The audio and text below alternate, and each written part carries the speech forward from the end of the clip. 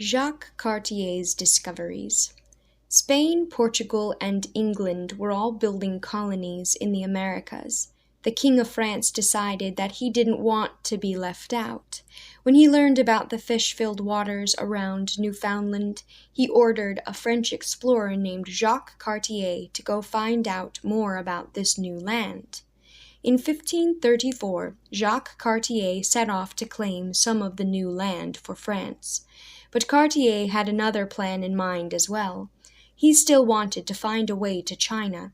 He hoped that he could sail through the North Atlantic Ocean, find a river that cut straight through the whole continent of North America, come out the other side, and then sail straight to the Chinese coast. Cartier got a good start to his adventure. His journey to North America took less than 3 weeks. When he arrived at Newfoundland, he sailed around the island and drew a map of it. Then he explored and mapped the smaller islands nearby. Now it was time to look for the river that would take him all the way across the continent.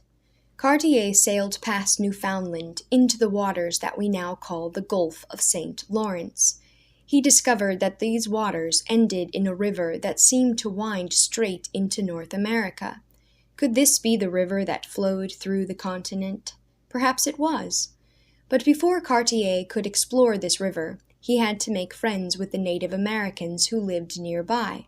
He didn't want to sail down his newly discovered river with hostile tribes on either bank, ready to attack him as soon as he landed. So Cartier and his men landed on the North American shores and made friends with the people who lived there, the Micmacs. The Micmacs had learned how to survive the cold northern winters. They lived in wigwams, cone-shaped huts made of animal skins stretched over wooden timbers. These wigwams could be taken apart and moved, so during the warm summers, the Micmacs moved their villages to the coast, where they would fish and swim in the waters. In the fall, when the wind began to grow cold, the Micmacs took their wigwams apart and journeyed back into the deep woods away from the ocean. Here the trees would protect them from the cold northern winds. When Cartier asked the Micmacs, "What is this land called?" they thought he was asking them the name of their small summer settlement on the coast. "We call it the village," they answered him. In the Micmac language, the village sounds like Canada, so Cartier called all of the vast expanse of land before him Canada. We still call it Canada today. As Cartier explored the Micmac land, he met a hunting party from another tribe who lived further away, along the river that Cartier hoped would lead him to China.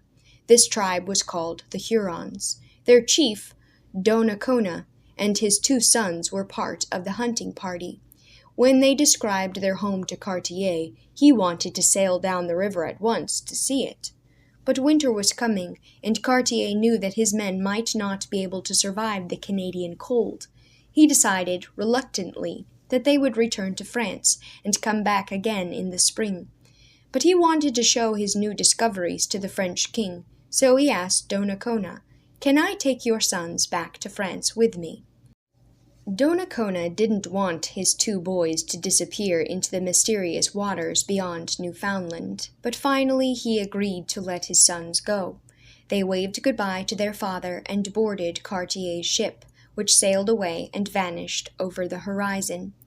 Donnacona waited and waited. An entire year went by with no sign of his boys. Would his sons ever return? Finally, Donnacona heard reports that the strangers had landed again on the coast of Canada. He gathered a party of warriors with him and hurried towards the ships. When the Hurons arrived, they saw Cartier and his men preparing to journey into Canada along the river, and they also saw Donnacona's sons. They were taller and stronger. "The Frenchmen want to sail down the river towards our homeland," they told their father. Donnacona was grateful to have his boys back. He welcomed Cartier and treated him as a friend. So Cartier and his men began their journey down the river, which we now call the St. Lawrence River. They sailed farther and farther down the St. Lawrence River, closer and closer to Huron land, and soon Donnacona began to get nervous. How far would these strangers go? What would they do to the Huron people when they landed?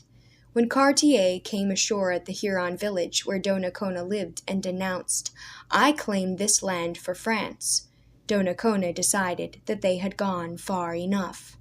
"No further," he ordered. "I am the king of this land, and I command you to stop here." And 3 of Donnacona's priests, or medicine men, dressed up like devils to frighten Cartier.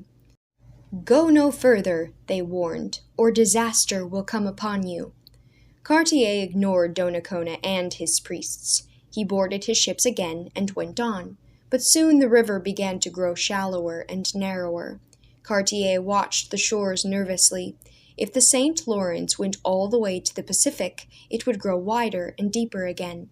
Before long, Cartier saw rapids ahead, places in the river where the bottom is so shallow that huge rocks jut up into the air through the water.